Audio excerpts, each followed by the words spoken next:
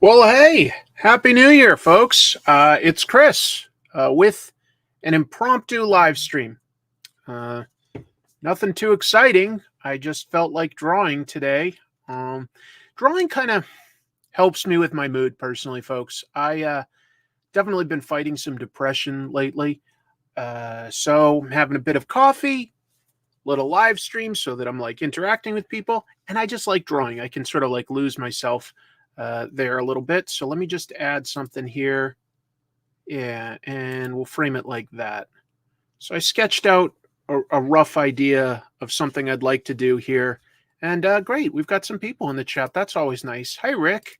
Hello, Ifman, and hello, Steve. That's great. Appreciate it, guys. That's really nice of you. Let me see if I've got this angled. All right. I'm going to zoom out just a little, I think. Yeah, that's decent. That should work. Oh, a bunch of people jumping in. I love this. Well, let's see how it goes. Streaming on a Thursday. Yeah, just taking a moment to doodle, basically. Hello. Let's see. Hold on. There's something messing with the lens there. I think I've adjusted it. Yeah. Hello, all. This is lovely. Hello, Paste Pop Pete. Yeah, I probably deserve that. Cool. Stalker, I didn't even know her exactly. Yeah, kind of it's a name that like definitely has some different connotations now than I think it did in 1982 when he first came out, but definitely a cool G.I. Joe member. Actually, you know what? I was about to start with like a brush, but the more I think about it, I think I'm going to start with some technical pens. And then if necessary, excuse me, then I'll pull out like the brush for maybe some outside areas, something like that. Let me bust out a fresh technical pen instead. I think that'll be a fun way to do it. Let's see. Every time you don't hit like, Cobra gets a recruit. What kind of coffee? Maxwell House, Taster's Choice, Sanko, or perhaps General Foods International coffee?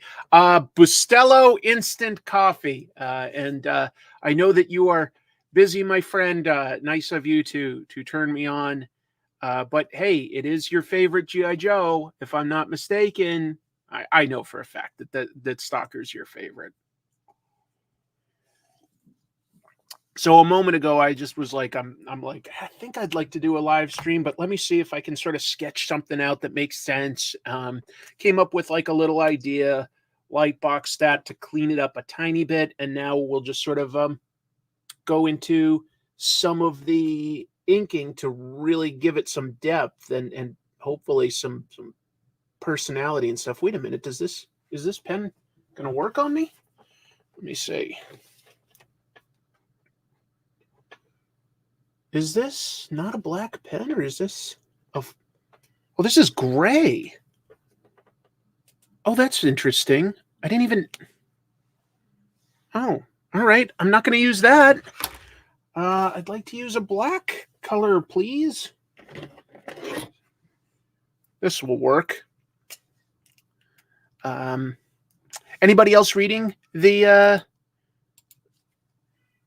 G.I. Joe stuff that's coming out these days? There's a bunch of fresh G.I. Joe comics from Skybound.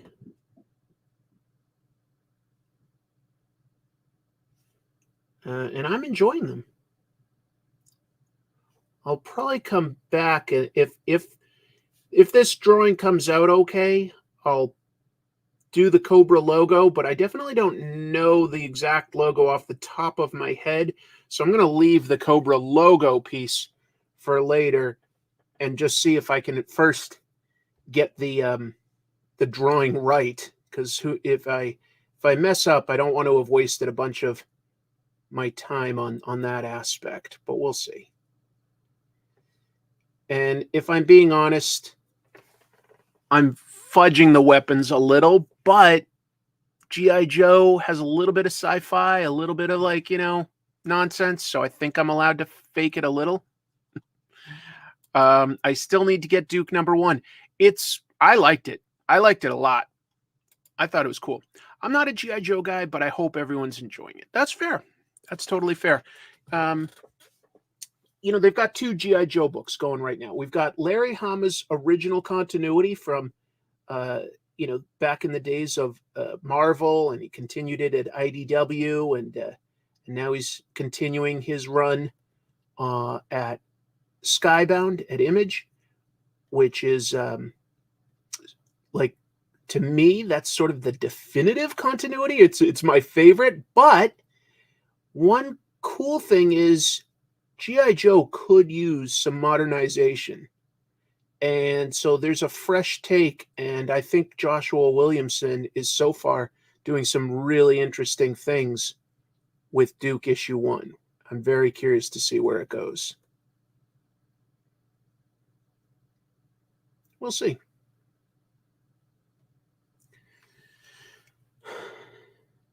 Oh, Larry Hama's G.I. Joe is actually selling quite well with the sort of burst of, what would I call it, like publicity that it gets from Skybound. So the second issue of his run there is going back for a reprint, and an artist that I really like, Danny Earls, is going to do it. That was weird. Why did it focus like that?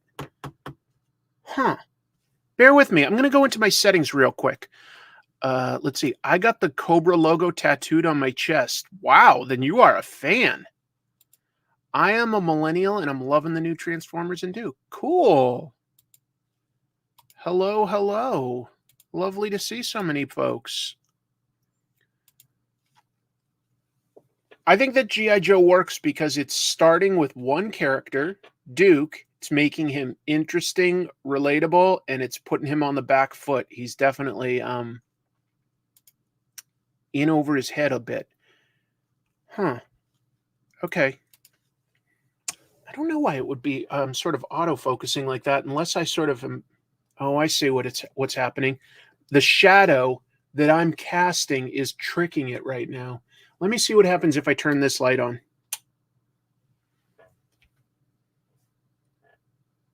Yeah.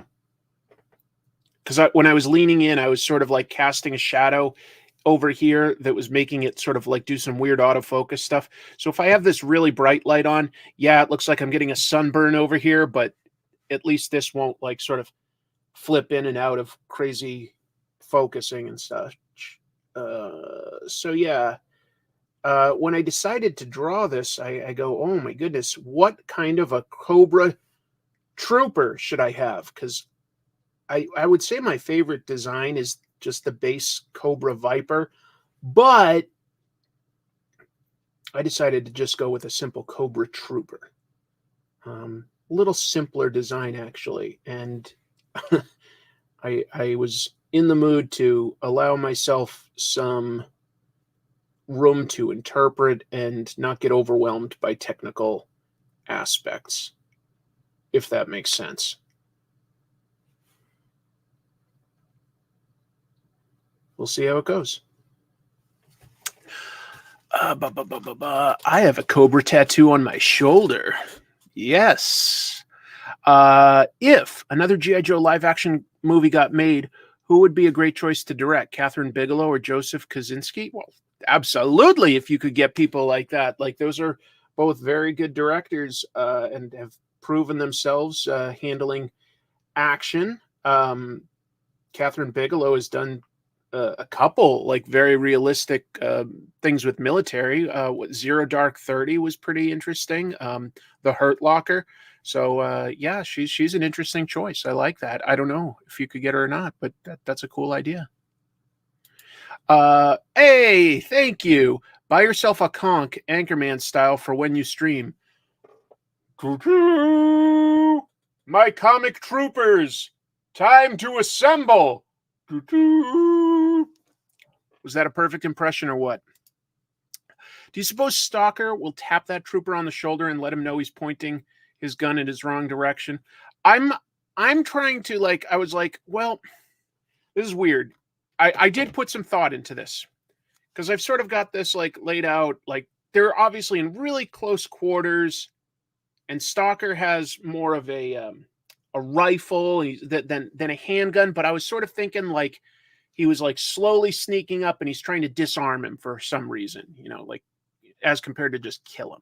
I don't know. Did anyone else unscrew their Joes and create new characters by mix and matching parts? I didn't do that, but that's fascinating. Wow. Wow. Thank you for the super chat. Hey, Chris, I just rewatched the 2009 Watchmen movie, and I'm about to reread the graphic novel it's based on. Good. Great comic book. Plus, I also want to base some of my OG characters on some of the Watchmen characters in it. I mean, I can understand the impulse. Keep in mind, at that point, you're going like 3 levels down because the Watchmen characters were based on the Charlton characters, Peacemaker, The Question, Blue Beetle. So, and then like you've got the Watchmen versions, the Comedian, Rorschach, the Owl. Oh, and of course, Dr. Manhattan was Captain Atom.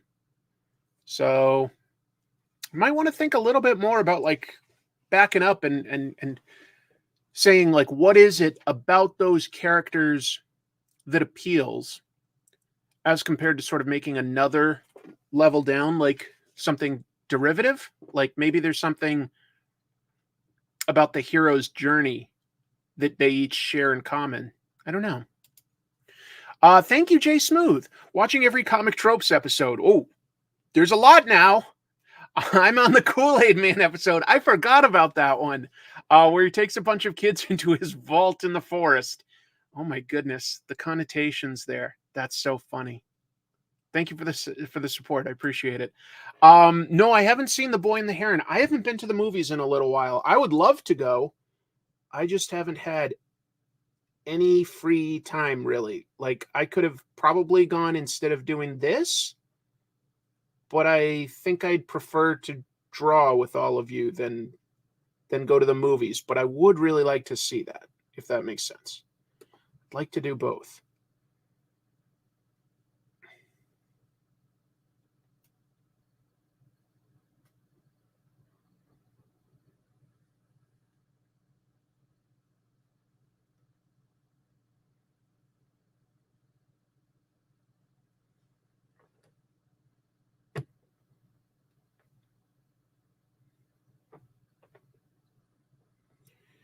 The cool thing about putting something in like a jungle setting is that you can really do some funky stuff with the shadows. It's going to have a lot of weird reflecting light sources and strange shadows, so much so that you can probably make a lot of it up and it should still look kind of convincing to the eye, convincing enough that the average person will fill in the details with their imagination. So you can sort of make it work for you when you put something in a really dark environment, and it's not really cheating. It's additive. At least that's my opinion. We'll see. So I'm just like having fun right here. I'm imagining a leaf is going to be casting a strange shadow here across this trooper's face, and I'm going to be doing some other effects here, of course, too. But yeah, just having some fun with that.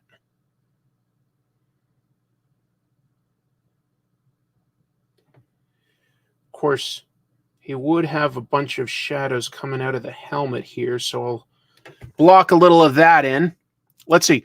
G.I. Joe's Bizarre Adventure. That would be fun.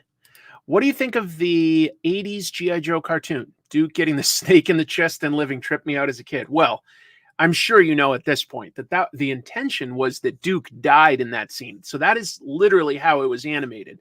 He was supposed to die, and that was supposed to give it some gravitas.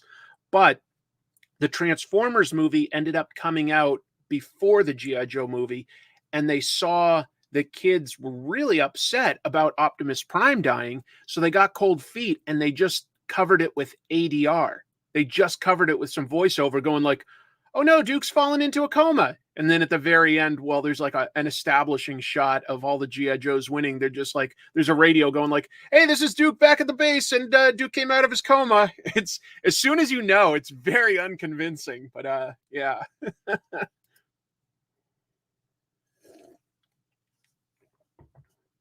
Steve, congrats on finishing your MBA. That's an amazing accomplishment. Job search has been rough to say the least. Yeah, I bet it's a tough environment right now. Well, thank you for the support, and best of luck with your search. That's great. Predator versus Jungle G.I. Joe would be an interesting crossover, but I doubt Disney would do it. You know, if they still had the rights to G.I. Joe, I bet they'd do it. Like they're starting to do some more experimental stuff with their licenses, the Fox licenses.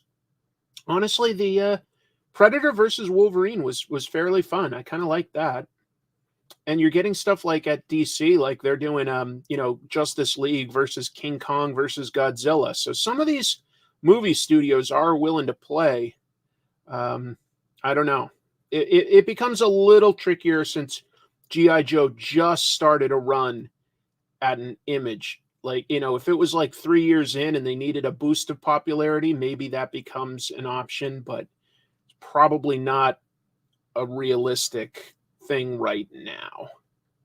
But I would say never. I would love to see the Joes go up against something like the Predator. There was a fan movie years ago that did a G.I. Joe Predator crossover. I never heard about that. You'll have to tell me offline, like where I could possibly see that. That would be fun. I have not checked out the new Planet of the Apes comic. I have not. I hope it's got a good creative team on it. I feel like Marvel could spend a little bit more money to hire some of the best talent out there if they really want to make an impact with some of these new properties that they now have.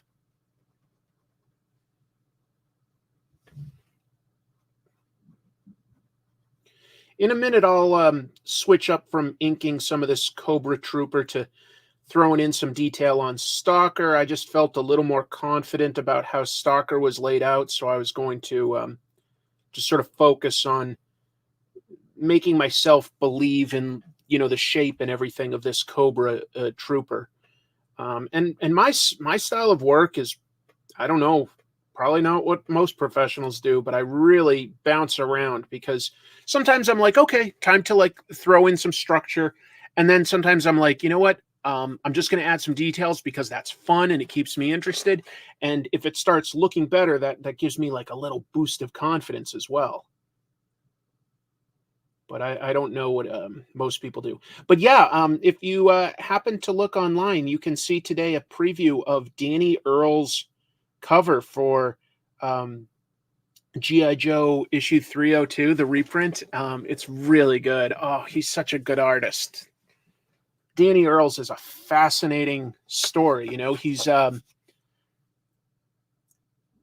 guy from Ireland that was a professional soccer player for many years. And then he just decided that he'd like to become a professional comic book artist. And so he did. But you know what? That does make a lot of sense to me. I think if you can become a professional athlete, you have to have a lot of drive, a lot. So it does make quite a bit of sense to me that somebody with that kind of drive could transition to a very different career. But I admire his work quite a bit. And I've met him. He's just the friendliest guy you're ever going to meet. So I would love to see him do some more G.I. Joe stuff. Predator versus Scrooge McDuck. I'll give you guys a hint of what I'm doing for comic tropes. I mean, as soon as I finish drawing, I'm going back to it. But I'm going to be talking about 1930s comics. 1930s, early comics. Mickey Mouse. I'll tell you something. These are damn good. These are damn good comics. Mickey Mouse actually has a personality in them. So I'm going to talk about his writer and artist in that, a guy named Floyd Gottfredson, who I don't think a lot of people necessarily know. I think, if you know any Disney artist, it's probably Carl Barks, because of how much he added to Donald Duck. And trust me, he's incredible. But Floyd Gottfredson is no slouch. I really think it'll be an interesting episode. I hope people like it. Thank you for the super chat. I'm very aware that the characters were based on Charlton Comics characters. It's just that there happens to be a few that I'm interested in. Well, totally fair. You know, whatever strikes your creative passion. As long as you have passion, I think that you'll do well. You'll do well. Looks like a Cuphead ripoff. Might have that a little switched backwards. Little. Maybe. What do you think? Next month is already a convention for me. There's a convention, a local one, Emerald City Comic-Con here in Seattle. So I'm excited that it's already coming up on convention season. I hope I get to, meet a few people that I know, meet a few new people. That should be a lot of fun. Anybody else got any conventions they're thinking of going to right now?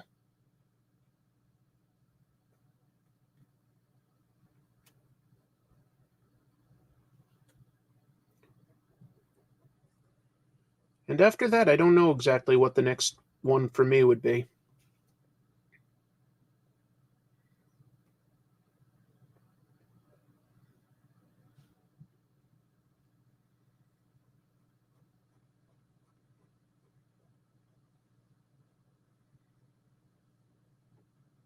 Figure that out later.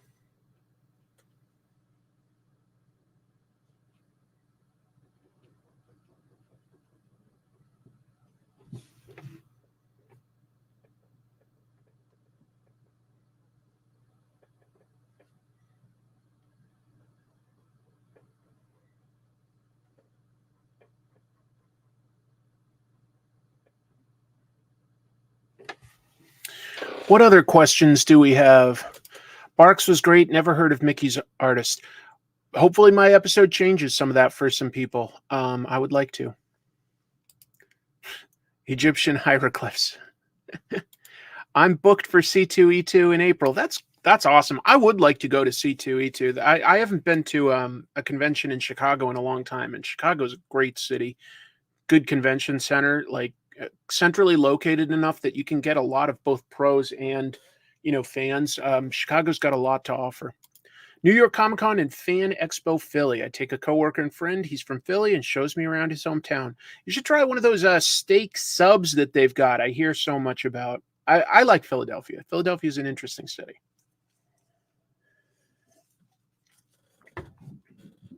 Anybody out there got a overall favorite city that you don't live in? Let me know if you've got a favorite city that you do not live in and why it's your favorite. Be very curious to hear any stories like that.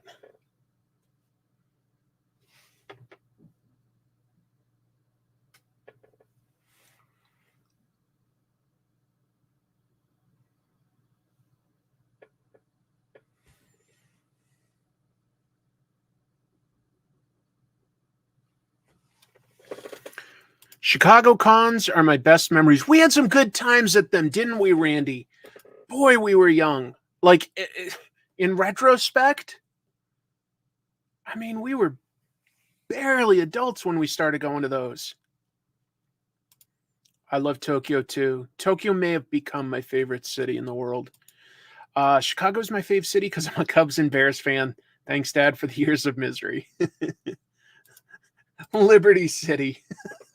I would not want to live in one of the cities in the Grand Theft Auto games.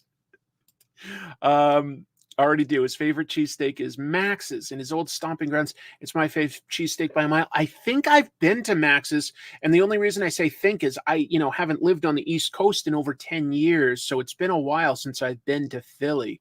It's probably been like 13 years since I've been there. I used to live in Vegas, but I love visiting. I hated living there. I can understand some of that. I really can. Yeah, that makes sense.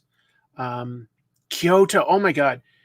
Kyoto's gorgeous. Just as far as the city goes, it's amazing how traditional that one is compared to some of the other cities. But you know what I'm really falling for lately? Osaka. Osaka is just this amazing mix, and the people there are just a little more talkative and friendly. I love it.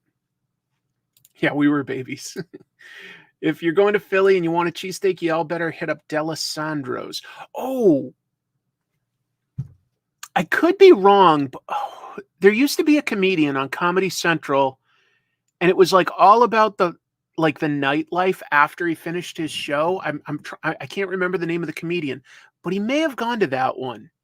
It's just like ringing the tiniest bell in the back of my head, but I'd have to look it up to see if I'm remembering right. Let's see. Ardmore, Oklahoma is my favorite city, said no one ever. Oh, okay.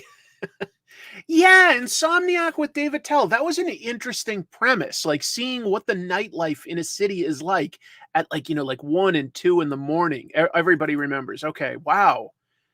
That was a decent like premise for a show, wasn't it? I wonder if that is the restaurant that he went to, or if I'm just sort of like tricking myself. Memories are a funny thing, aren't they? You can't really always trust them so much. You can't really trust your own memories all the time. By the way, I'm going to illustrate, this is such like a tiny little detail that like is really only there for me. I'm drawing that this Cobra Trooper has like, his sight here. Stalker is much, much smarter. Much smarter. So while he has a gun that has a scope attached, it's going to have a flap closed on it so that there's no reflective light. So that's getting completely blocked out. And this is like a little hinge. Now, Cobra tries to be cheap with its troops. So they didn't think ahead to give their troopers that little add-on. If they can save $20, they will. They don't care as much about like the safety of their infantrymen. But Stalker is a wise and experienced Green Beret, so he would not try to sneak around with a reflective surface. Tiny little detail. It's only there for me. But I'm putting some thought into this, folks. I'm putting some thought into it.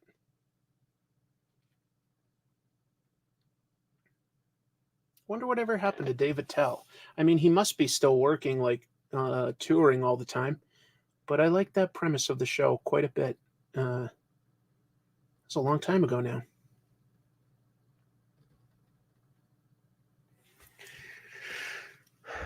The Crimson Twins are cutting back. Yes. The Crimson Twins. God, they had a lot of gimmicks to them. As far as like, they're like, okay, these are the guys that are in charge of Cobra's elite troopers, the Crimson Guards. Oh, okay. They're also businessmen. They run the business. Oh, okay. Oh, and they're twin acrobats. Oh, wow, that's a lot. Oh, and they have a psychic connection so that they feel pain from one another. You're like, that's a lot. How about just two guys that do some business stuff for Cobra? It's a lot. I love G.I. Joe and stuff, but there's a couple of them where they just like, they have like one gimmick too many. I think like Zartan is a fantastic idea for Cobra. He's a mercenary, he runs a biker gang, and he's a master of stealth. Perfect. All makes sense. Oh, and also he sometimes like the sunlight turns him gray. Wait, what? And sometimes he's a mutant that actually can like shapeshift his face. Oh. And other times he just puts on a disguise. Huh. And sometimes he has holographic technology. Wait, what? It's just like they always add a few too many things here and there. They handled a lot of Cobra's finances. They foreclosed on them. Yes. To be fair, this was mostly in the cartoon. The comic, it kept things a lot more grounded and sometimes used an idea, but like if it didn't make sense, Larry would kind of ditch it pretty fast. Yeah. All right. I'm taking too long to talk. You like enough, Mr. Comics. How about a little more art and a little bit less chitty chatsersons? Chitty chatsersons. That's what they call me. That's what they call me at work. Chitty chatsersons. You know that old name, that old nickname when you talk too much. Chitty chattersons. Ah, we got a minute. Mr. Chitty Chattersons over here, do we? I guess we do at that. I guess we do at that, sir. You can never surrender, and if your path won't lead you home, you can never surrender. What do you think of the Spawn cover contest thing? Oh, I don't think I've heard about this. Is there a cover contest right now? If there is, I'll look that up and have it in the news on this show on Monday. But I have to admit, I'm completely in the dark about what that is. That's flown under my radar, so to speak. Breaker would not miss it. Nothing flies under his radar. G.I. Joe is the best of the best, folks. Best of the best. You know what? Let's give Stalker some facial details here. He's earned it. He's earned it.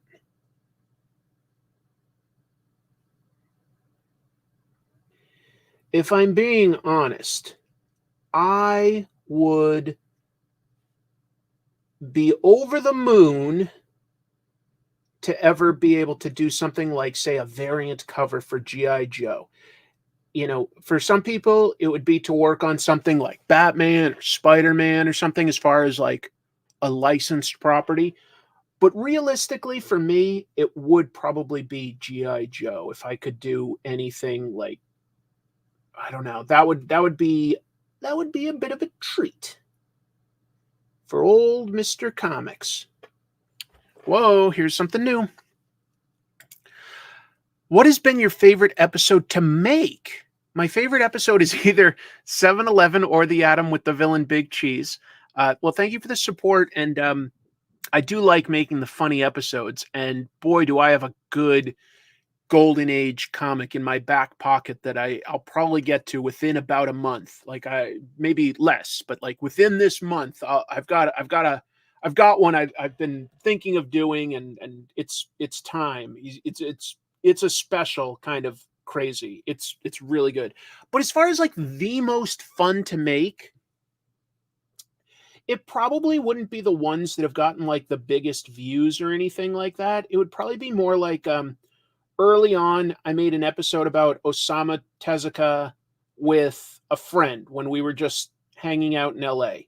And it's a much looser, more informal type of episode, but I had a lot of fun making it because I made it with somebody. You know, we were being pretty silly.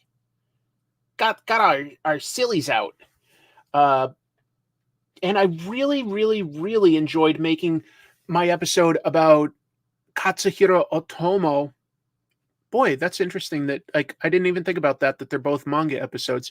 But I really enjoyed doing my episode about Akira because I got to film that in a studio, and that was just a really fantastic experience. It made me feel like I sort of accomplished something because I was physically in this gorgeous studio in Tokyo, had access to any piece of technical equipment I could ask for, as well as a staff that was helping.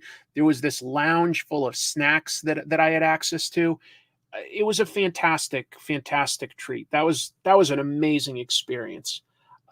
So those are two episodes that I personally had an awful lot of fun making. An awful lot of fun. Not the most popular episodes, but you'd asked, and that's my answer. What's a lot of his tanks to draw? I missed something. I missed it. Yes, can never surrender. I love those 7-Eleven and the Big Cheese Atom villain. Both were so funny. Oh, thank you. Thank you. You're my favorite Mr. Comics person. I think I'm the only Mr. Comics, to be honest. Yeah, I think I'm the only Mr. Comics.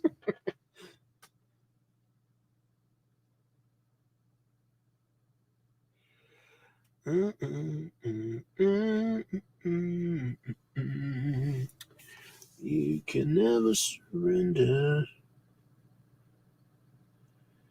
I am trying to think of how in 2024 I could carve out just a little bit of free time to really try to focus on maybe making a comic. I've said before that I want to do it, and it never really seems to get done.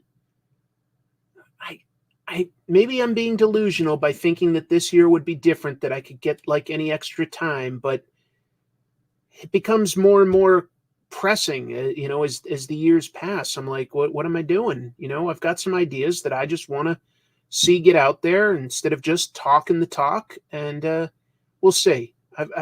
We'll see. Maybe.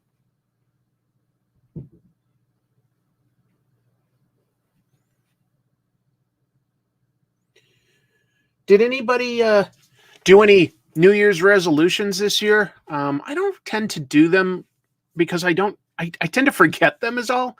But I'm still curious, like what people think about. Hey, Chris, what do you think of Jack Kirby's art style and Osamu Tezuka's art style combined together? As an aspiring artist, it leaves me interested. Tezuka and Kirby.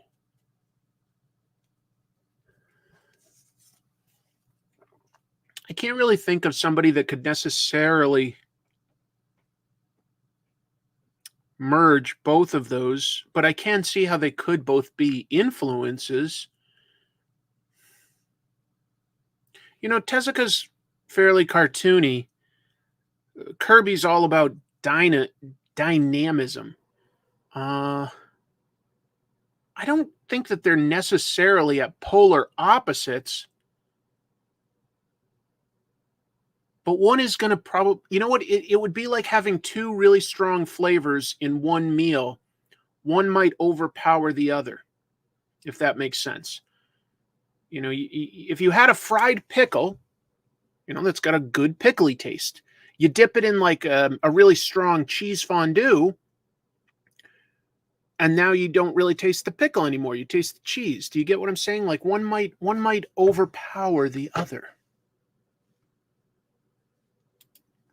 I signed up for a survival SERE course. That's one of my resolutions. Wow. Good luck. I was assuming your collab with Jim Mahfood was going to be a comic. Nope. Just to be clear, no. Jim has his own art stuff to do. We are going to do something on YouTube. And it's going to be great. You guys are going to love it.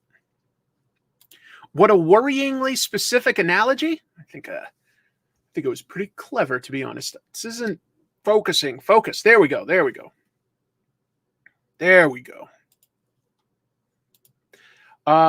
Been going to a gym since mid-November. Very nice. Let's see.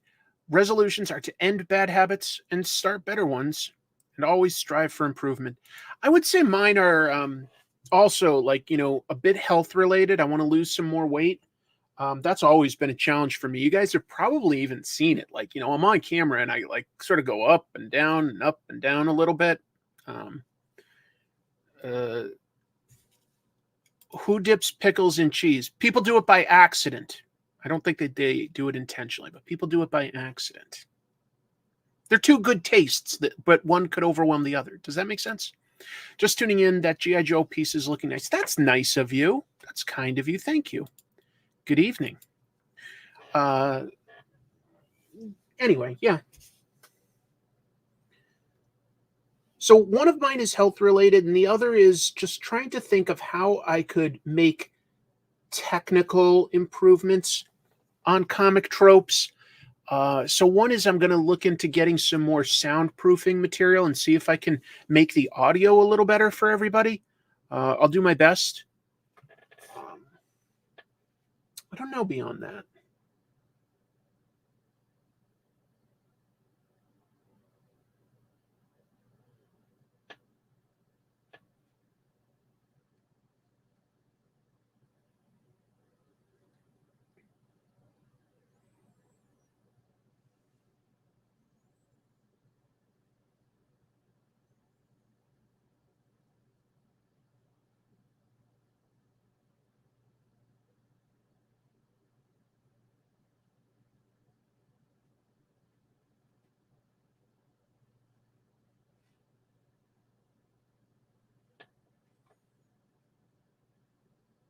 You guys got me thinking.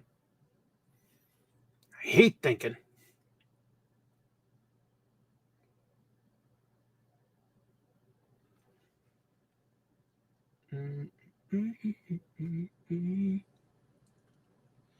Yeah, as soon as I decide to like take a break from drawing this, because I probably won't be able to just draw this whole thing right now. I'm going to go back to working on comic tropes. I just needed a break. I needed something to sort of cheer me up, and I'm really having a good time chatting with everybody. So I appreciate the questions and the support. It's really kind of you. But yeah, I'm also I am excited for the ideas I have for episodes on comic tropes coming up in the new year. There's a lot of stuff in the works where I can make some improvements on technical things as well as ideas for you know episodes. Yeah.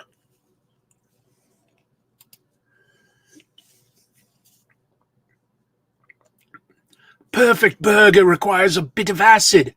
Damn, this has no acid. Garbage. Damn. Any chance of the post-it notes of tropes on the back of the wall coming back? No immediate plans for that, just because I feel like the show's evolved a little and it felt a little limiting, but I'm not saying no. It could be fun to do at some point. So it's possible. Yeah, it's still possible.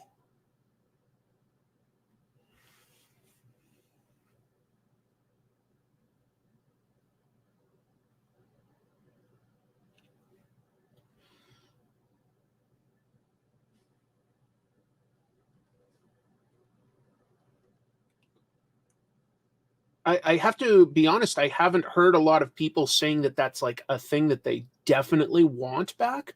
But if it was like fun, I would do it. This halibut is raw. Damn. My favorite Gordon Ramsay clip is when he makes pad thai for a Thai chef. Thai guy takes one bite and basically goes, "This is awful, the worst I've ever had." Oh, I haven't seen that. That's funny. Have I seen the Mezco One 12-inch G.I. Joe figures? They are 6-inch. Wait, Mezco One 12 G.I. Joe figures. Okay. They are 6-inch figs with soft goods. No. Whatever that is, I definitely have not seen it.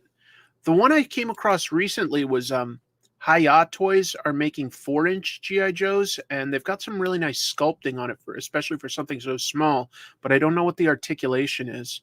I'm assuming it is not an O-ring figure. I'm a little curious to see. O-ring figures are, for anybody that doesn't know, the style of the 3 3/4-inch action figures that came out for GI Joe in the 80s and 90s. And I guess Super 7 has a license to make some GI Joe figures at a smaller scale, and apparently they've said that they in this coming year will be releasing some O-ring design figures. I'm curious to see what they do with that. I like that style. I think that they'd have the ability to do better sculpting than was possible back in the 80s and 90s. And they could do some new characters, but we'll see if that actually works or not. I don't know. Where's my pencil? There it is. I think this helmet needs to be a little bit more like that. Yeah.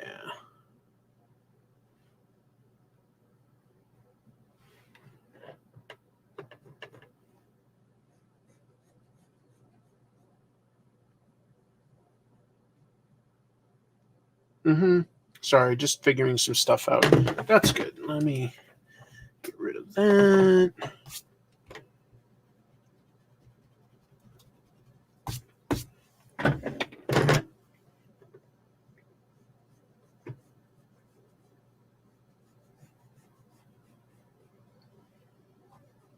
That should work. Okay. You call these pencils, I call them doodles. Come on, guys. Yup. The page bleed is raw. Yeah, I'm going right past the bleed. Right past it. Oh my God, it's called kerning. Ever heard of it? Perfect impression. Perfect. Really nailed it. I really missed the amount of articulation that was in the mid 2000s figures. I love the articulation on the classified stuff. I'm a sucker for it.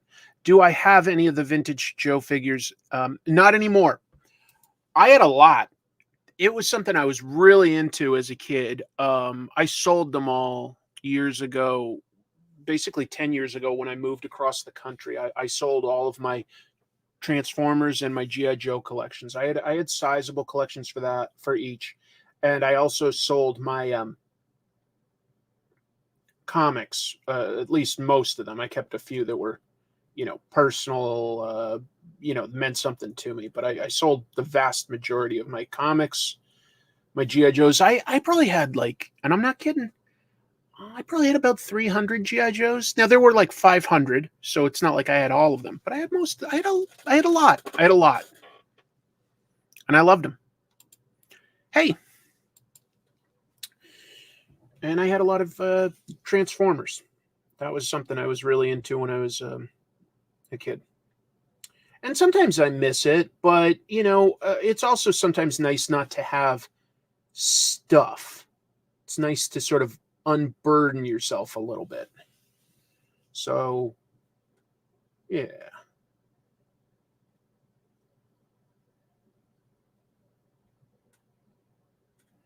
Oh, is this a super chat? All right, let's see. Rebellious Monkey. Last super chat right now. Hey, I'm grateful. Honestly, as an aspiring comic book creator, I'd rather do my own thing and possibly do more creator-owned stuff at Image more often. No worries for the two. Well, yeah, I think doing creator-owned stuff is a great idea. But I do understand why some people will want to potentially work at some of the characters that they care about or get a really nice paycheck.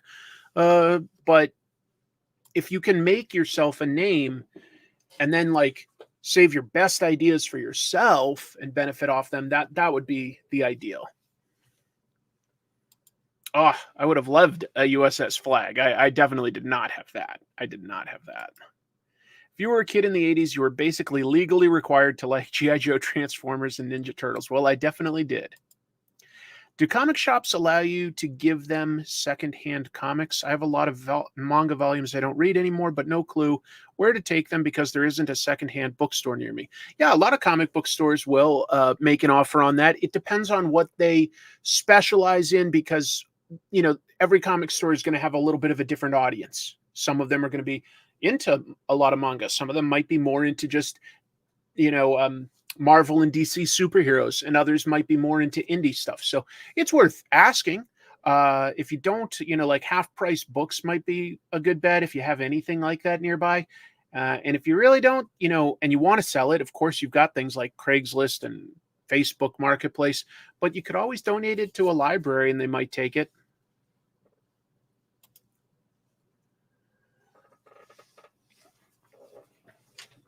Just an idea.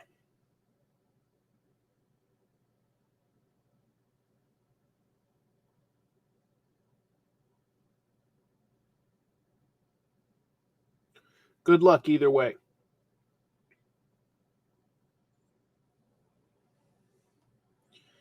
Just saying if you can't sell it, maybe a library. But I understand wanting to make a couple bucks. I do. All my old comics go to Powell's since my LCS is mostly new except for rare stuff. Oh, so you're in the Portland area, Beowulf? Powell's is great. Powell's is really cool.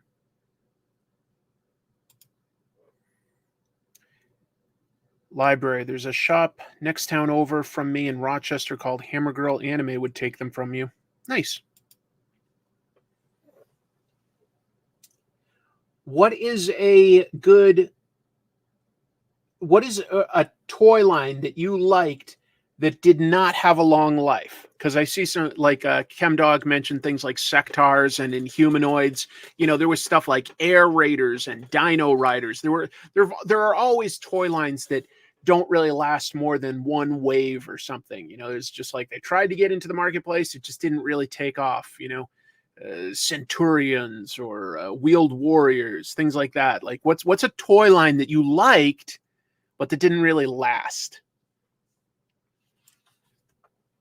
Hopefully that's a tricky enough one that it'll provoke some heated debate and discussion.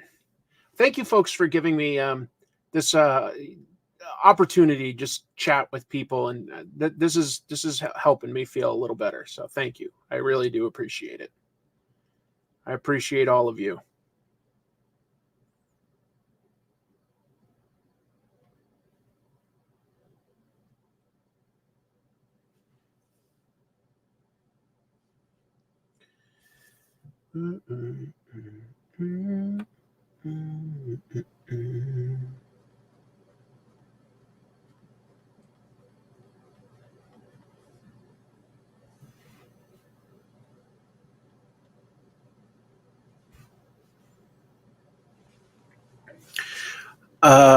Crystar Warriors. Wow, yeah.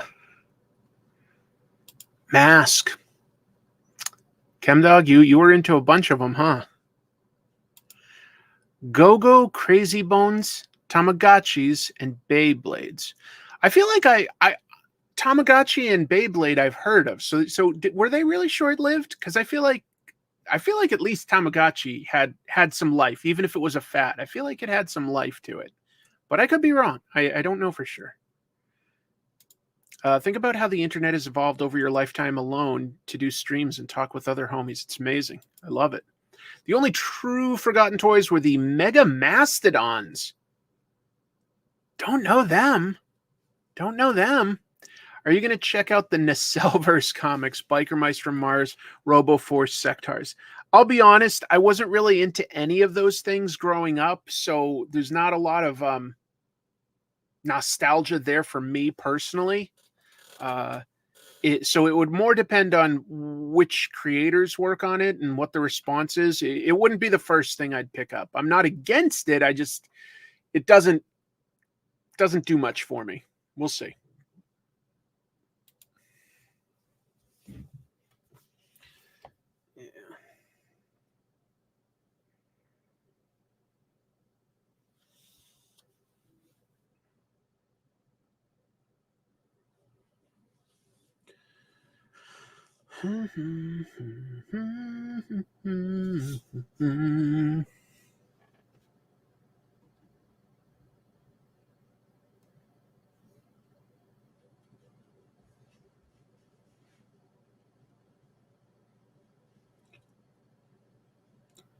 I hope my version of Stalker looks like a tough guy that also isn't too old.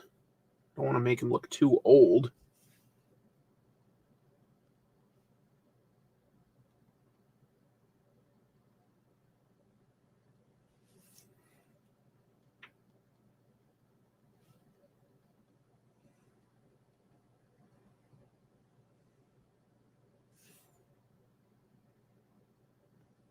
What should I have for dinner tonight? I haven't eaten yet. I don't have any good ideas. A bunch of you have proven yourselves to be more than competent chefs. Bagel bites. I don't have any bagel bites. Do you have any hobbies besides comics? I mean, yeah, I would say that like I consider travel a hobby and something that I really like. I like just reading more than comics. I like reading books. I really do enjoy hiking. I don't know if I always get enough time to, but I enjoy doing that, just seeing nature. Um, I I love building Lego, but ever since I got my current cats, they're really animated, like aggressive guys. So I haven't like built anything in over a year. I kind of that was like my relaxing hobby. That was my relaxing hobby. But comics is kind of cool because it's about reading, it's about collecting, it's about researching and making episodes, and it's about drawing. So like there's a lot of elements to that like I engage in. So yeah. Where are my cats? That is a great question. I do not know. Hey cats. Seeing if they responded to that. Pizza is never wrong. I guess I had a cauliflower pizza like 2 days ago, so. Chili. A lot of different ways to make that. That's not a bad idea. A factor meal. I'm all out of them right now. I need to order some more. Tesco meal deal. Is that a British thing? I feel like that's a British thing. Isn't Tesco's a British store? I feel like when I was in England last time, I saw Tesco's everywhere. They're like supermarkets, I think. Unless there's another kind of Tesco's out there that I don't know about.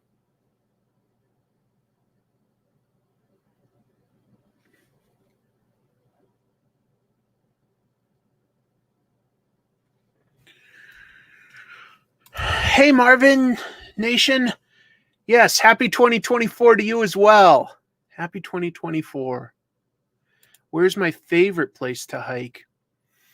You know what I'd love doing if I can find it are like really humongous bridges like over canyons.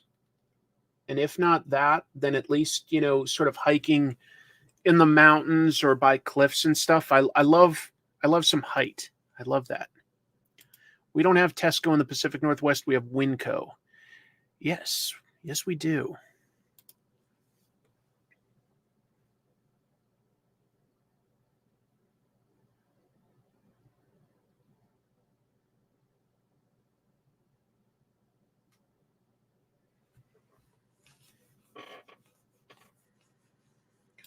Like and subscribe. Hey, if you can, I appreciate it.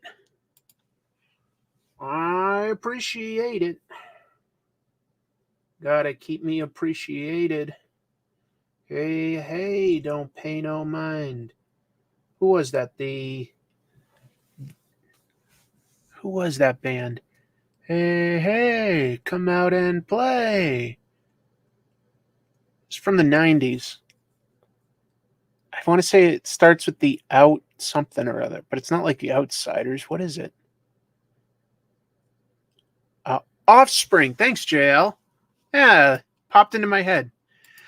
No, I've never hiked the rim of Mount St. Helens. I did hike a couple times around Rainier, and I've also hiked around the rim of Crater Lake down in Oregon. So that's nice. Oh, I mean, I know. I feel like Japan is having a really tough 2024, everybody told me. Hey, my. Offspring. Hello, no. Would listen to them while playing Doom. That takes me back. Yeah, I like them. Haven't listened to them in a long time.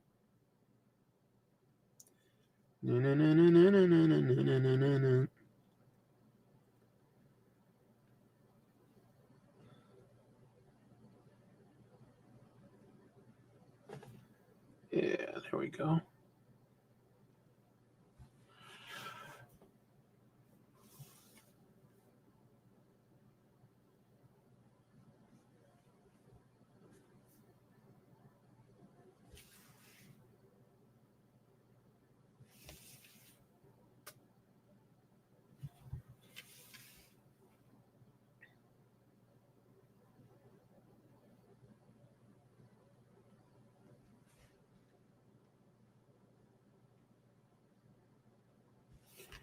I'll have to wrap this up sometime soon because gotta eat, gotta make comic tropes. Otherwise, I don't get to eat.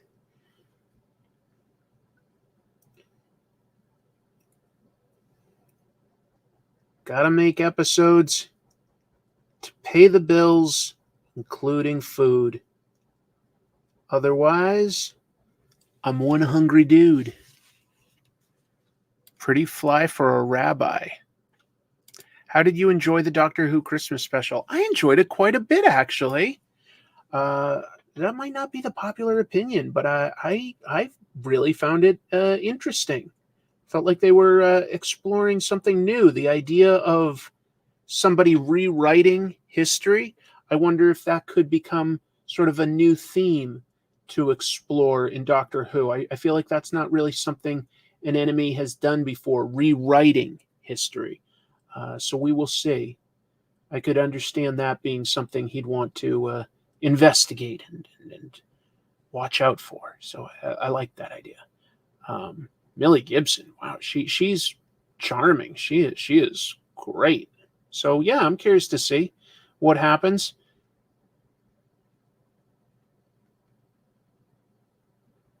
I like Doctor Who generally. I like it quite a bit. Uh,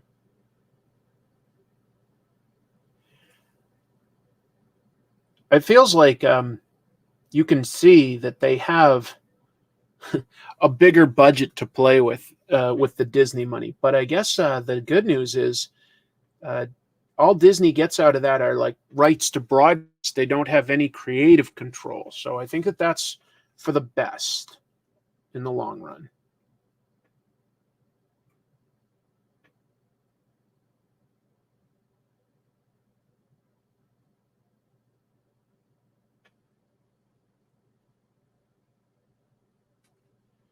It's still 100% owned by the BBC.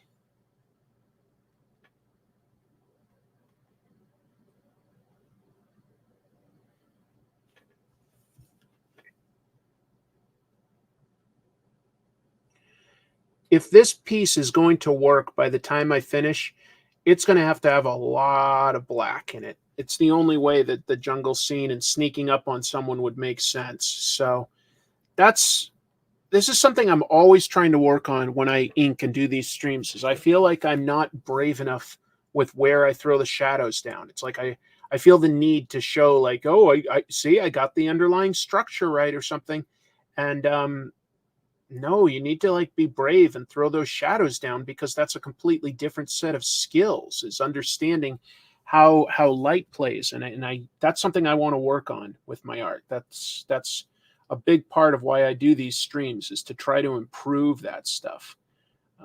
I want it to look good. I want it to look right. We'll see.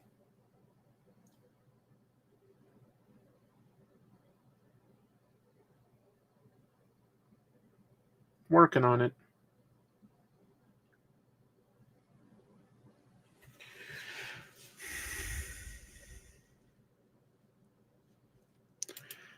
Oh, absolutely. I've seen Buckaroo Banzai. Really cool movie. Really, really funny. I probably won't have a rice bowl. Too many carbs. If I'm trying to be good, yeah, I try to avoid sugar and as many carbs as I can. That's definitely an area where I can help for. How long have I been drawing for? As long as I can remember. Never like tried to become a formal artist, but I've always drawn. National Spaghetti Day, spaghetti for dinner. If we had some cauliflower based pasta, I could do that, but I don't think we do right now. You said that good lettering could ruin a comic. Well, I think I said bad lettering could ruin a comic, right? Although it hasn't ruined in the lettering in Immortal Hulk, has been difficult for some words. What have you thought of it? Let me see if I've got an issue here. Are you suggesting that the lettering in Immortal Hulk has not been good? That there's been problems with it? Let me see if I've got an issue convenient. I'm not sure that I do. But I'm checking because I am reading it and I like the Immortal Hulk right now. It's quite a good run. If you guys haven't been reading it, it's quite good. I'm not seeing one. Let's see.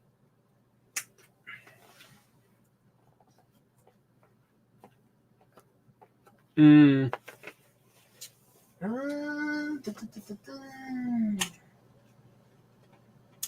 I need to file some comics. I don't know if you can even hear me. I said I need to file some comics. I've got quite a few here. Oh, okay. Here's Immortal 4. Let's see what you're talking about. You're saying that the lettering in it isn't good? First of all, let's see who does it. All right, where are the credits? Maybe they're in the back. Don't love it when they do that.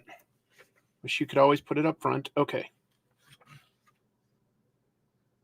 Joe Sabino. Usually I think Joe Sabino does a good job.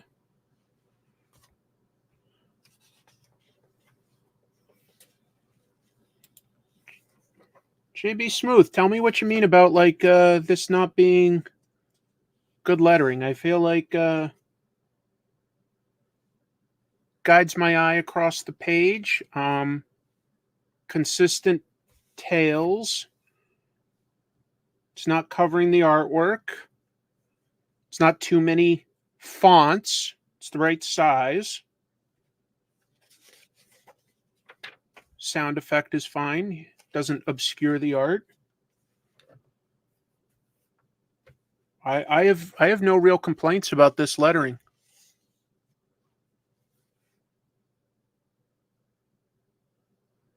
No, I don't know. I'm afraid I'm not. I don't see the same issues that you were seeing. So I don't know. Thor, not Hulk. Yeah, that's what I pulled up. Well, I'm sorry. I would love to engage. I just don't know exactly what the complaint was about the lettering. Some letters and words are too close and bolded, but I am reading digitally, so it maybe it's just that. All right, well, hold on. Too close and bolded, huh?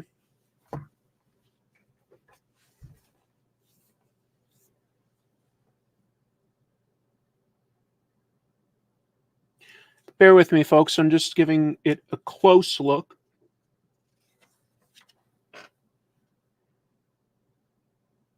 Well, maybe I'd have to look at it digitally. I'm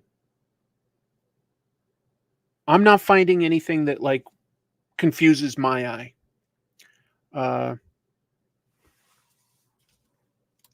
Oh, I did. Excuse me, folks. I guess I'm getting tired. I didn't realize that I was doing that. Got it. Thank you. Does the letterer also design the logo? No, not always. In fact, a lot of the times, no. That's usually these days a sorry, I just dropped external hard drive. A lot of times there's a graphic designer that gets hired to do logos. Now, sometimes they are people that also do lettering, but it's not usually the same person that does like the monthly lettering on a lot of these books. There are people that specifically create logos and stuff.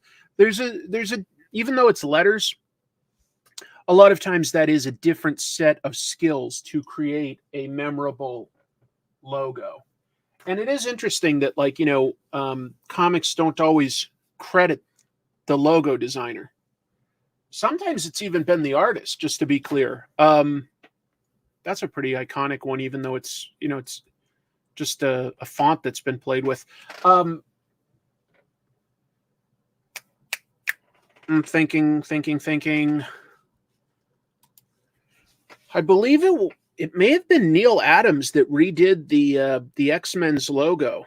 Neil Adams may have like redone that. I'm trying to think of some others, but anyway, I'd have to look it up.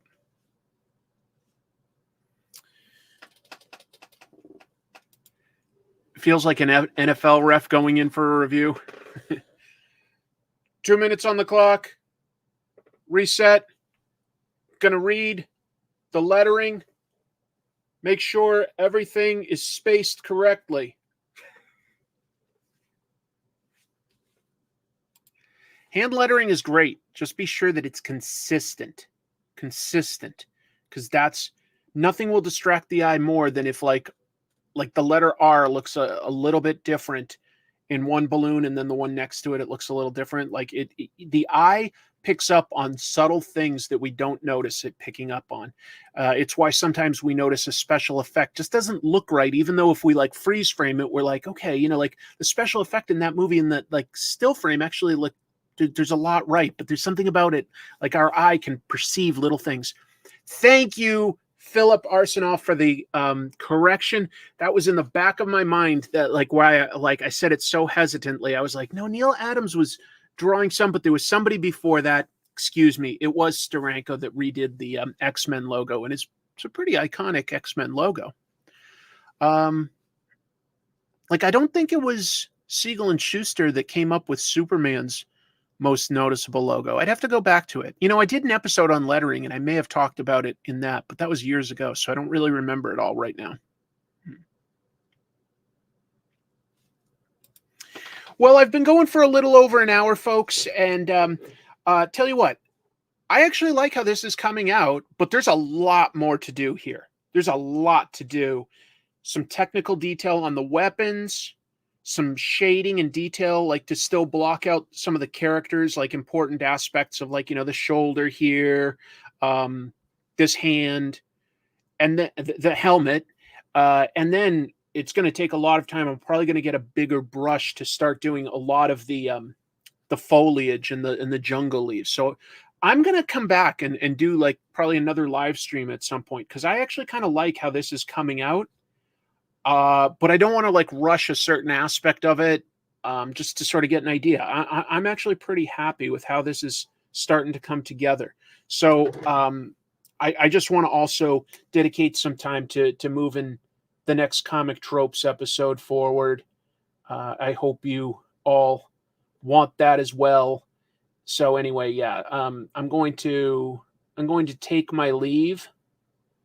But I really appreciate you all being here. It means a lot to me. I've had a good time talking comics and art tonight.